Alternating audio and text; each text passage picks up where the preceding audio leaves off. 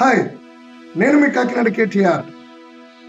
అవతల వాళ్ళు మనతో కంఫర్ట్గా ఉన్నంతసేపు, అవతల వాళ్ళు మంచిగా ఆలోచిస్తున్నప్పుడు మన గురించి ఎప్పుడు మంచి చెప్తూనే ఉంటారు.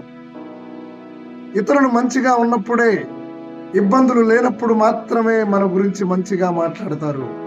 ఎప్పుడైతే అవతల వాళ్ళు డిస్కంఫర్ట్ ఫీల్ అవుతున్నారో, చెడ్డగా ఆలోచిస్తున్నారో, మన గురించి చెడ్డ తలంపులు వాళ్ళకి వస్తూ ఉంటాయి. అందుకనే వాషింగ్ మిషన్లో బట్టలు బాగుండాలని కంఫర్ట్ అనేసి కంఫర్ట్ చేస్తారు. అదే రీతిలో మనుషులను కంఫర్ట్ కోరితేనే, మనుషులు బాగుంటేనే మనం బాగుంటాం.